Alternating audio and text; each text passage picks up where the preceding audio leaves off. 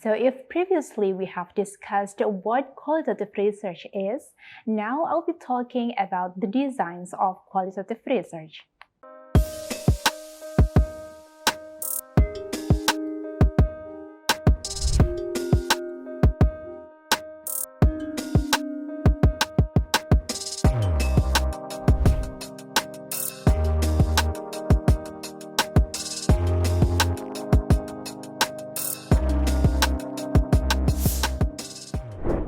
Assalamualaikum warahmatullahi wabarakatuh. Hello everyone, welcome back to this channel. I'm Dyah Aminatun. It is nice to see you all again through this video to learn more about qualitative research. So if previously we have discussed what qualitative research is, now I'll be talking about the designs of qualitative research. As usual, before we jump to the explanation, let me show you first our learning objectives. In the end of this meeting, you are expected to be able to mention and also define qualitative research design and also explain the characteristics of each qualitative research design. Without any further ado, now let's go to our main topic today, qualitative designs. There are actually lots of designs owned by qualitative research according to many experts and also resources. In this video, I will explain you the most common qualitative designs used by the researchers. So here, as you can see, I have 7 designs that can be categorized in qualitative research. The first is narrative research, and then the second, phenomenology. The third is grounded theory, and then the fourth is ethnography. The next is case study, and then action research, and the last one is content analysis. Now let's talk about them one by one. The first design is called narrative research. Narrative research is the design of inquiry from the humanities in which the researcher studies the lives of individuals and also asks one or more individuals to provide stories about their lives. This information is then often retold or restored by the researcher into a narrative chronology. Often, in the end, the narrative combines views from the participant's life with those of the researcher's life in a collaborative narrative. The example of narrative inquiry include, for instance, the stories, the interviews, life histories, journals, photographs, or other artifacts. The next design is called phenomenology. Phenomenological research explores participants' perceptions and also experiences of a phenomenon. So rather than study the phenomenon directly, the researcher using this approach to learn about the ways individuals understand and also know the phenomenon. When designing a study, the researchers must first define the phenomenon very clearly and determine which characteristics or aspects that want to be learned about, and then from the perspective of the participants. For example, about the teacher's experiences and also perspectives on preschool inclusions. Researchers study participants who have shared or have a common exposure to the phenomenon, typically through a series of in-depth interviews. The next design of qualitative research is called grounded theory. While many qualitative researchers use theories to frame their studies, grounded theory researchers try to develop new theories. These researchers see limitations in existing theories and design research to generate new theoretical constructs and also principles.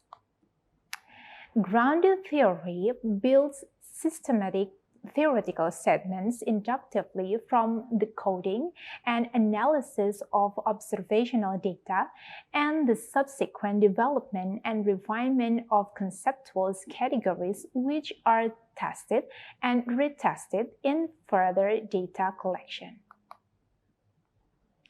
This approach, developed by American sociologists named Barney Glasser and Anselm Strauss. Qualitative grounded theory researchers use a wide range of qualitative methods to collect the data, often centering on a series of interviews with participants. The next design, it is in the fourth, it is called ethnography. So ethnography is the design of inquiry coming from anthropology and sociology, in which our researchers studies the shared patterns of behaviors about language and also actions of an intact cultural group in a natural setting over a prolonged period of time. So it will take a long time to have ethnography.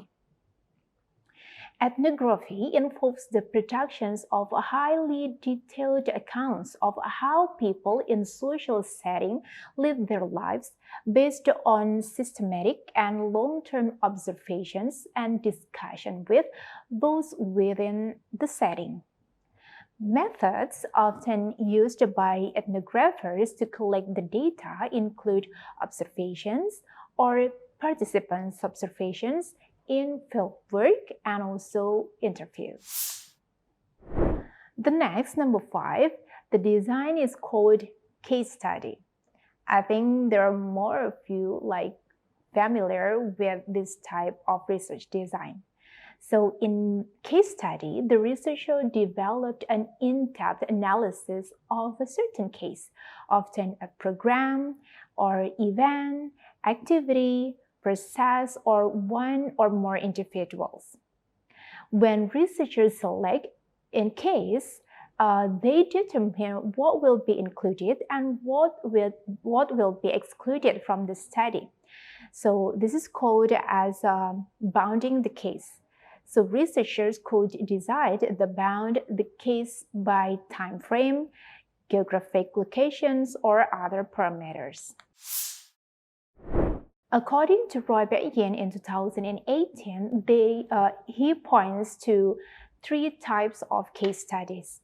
So the first is called explanatory case study. An explanatory case study is designed to explain how and also why some conditions come to be or why a sequence of events occurred. The second type of case study is called exploratory case study. This type of case study is designed to identify research questions to be used in a subsequent study. The last type is called a descriptive case study. This type of case study is designed to describe a phenomenon in context. The next design is called action research. In action research, the whole purpose is the involvement of the researchers in problem solving or developing strategies that can be used to make things better. Alright, so we have to highlight here, to make things better. Action research typically involves studies of groups, organizations, class, or communities. This research is designed to find the most effective way to bring about a desired social change or to solve a practical problem, so usually in collaboration with those being researched. In action research, there is also participatory action research. In participatory action research, or PAR, the researcher, the participants, and also others in organizations or community or the class are engaged in a collaborative effort. In such studies, the term co-researchers is often used to indicate shared decision-making. In educational contexts, action research is commonly called as the classroom action research. or CAR. The classroom action research here is actually a method of finding out what works best in an own classroom so that teacher can improve the students' learning. For example, applying certain teaching method or strategy to improve students' achievement in learning.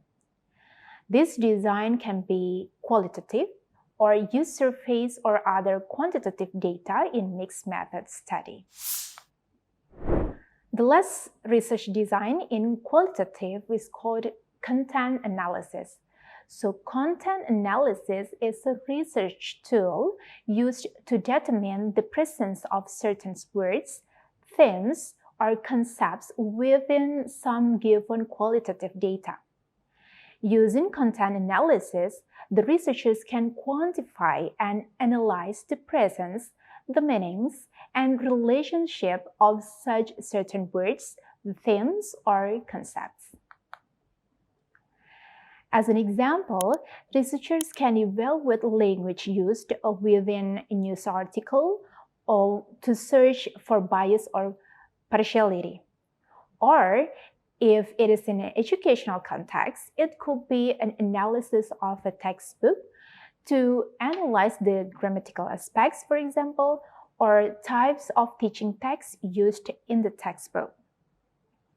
Researchers can then make inferences about the messages within the text, the writers, the audience, and even the culture and time of surrounding the text.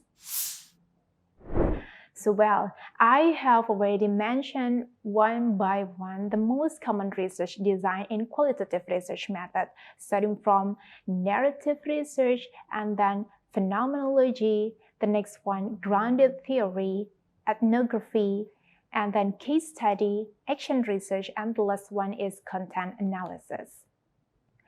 In educational context itself, case study, action research, and also content analysis are the most common ones. You may still explore other types of qualitative research design by reading various resources out there. So after watching this video, have you decided what kind of research design you want to use in your upcoming research? So I hope you can find the most suitable one.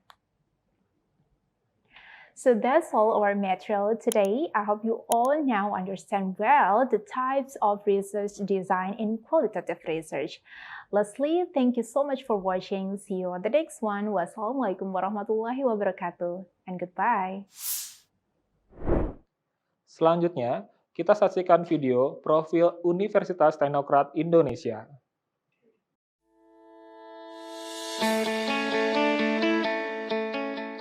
Lampung, the treasure of Sumatera. Lampung merupakan sebuah provinsi yang menjadi pintu gerbang Pulau Sumatera. Memiliki 2 kota madya dan 13 kabupaten yang terdiri dari 234 kecamatan. Provinsi dengan luas 35.587 km persegi ini menyimpan jutaan keindahan alam yang luar biasa. Pendidikan di Provinsi Lampung juga sangat diperhatikan dan diwarnai dengan adanya Universitas Teknokrat Indonesia sebagai universitas terbaik di Lampung.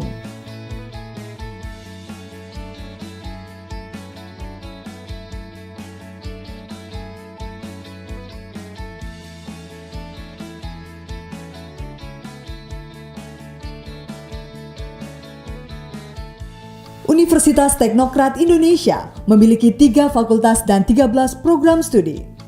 Fakultas Teknik dan Ilmu Komputer memiliki 7 program studi.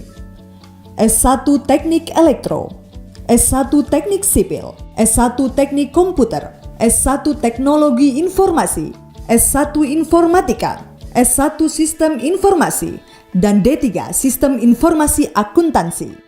Fakultas Ekonomi dan Bisnis dengan 2 program studi, S1 Manajemen dan S1 Akuntansi. Fakultas Sastra dan Ilmu Pendidikan dengan 4 program studi, S1 Sastra Inggris, S1 Pendidikan Matematika, S1 Pendidikan Bahasa Inggris, dan S1 Pendidikan Olahraga. Visi dari Universitas Teknokrat Indonesia adalah menjadi universitas unggul di Indonesia pada 2030 yang berstandar internasional dan mampu berperan aktif dalam pembangunan bangsa melalui proses pendidikan, penelitian, dan pengabdian kepada masyarakat.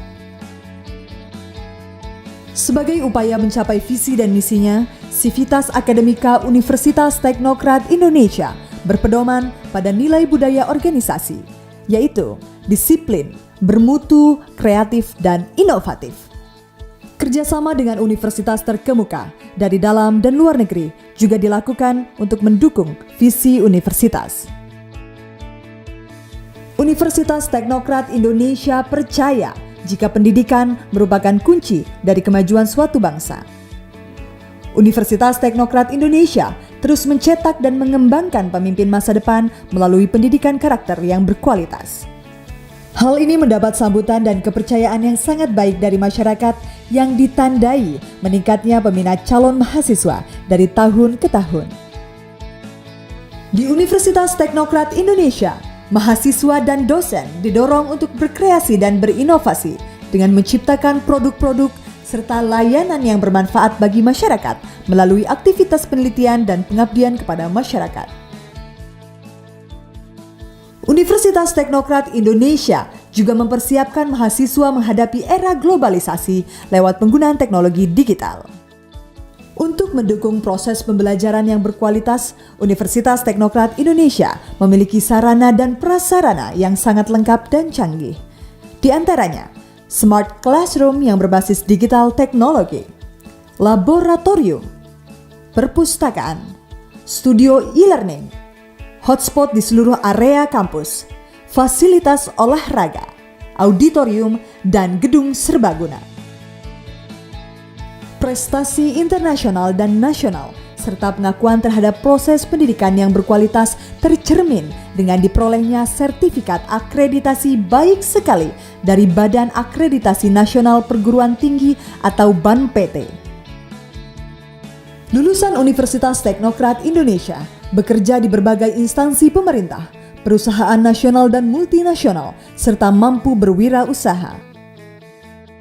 Ayo kuliah di Universitas Teknokrat Indonesia, kampusnya sang juara.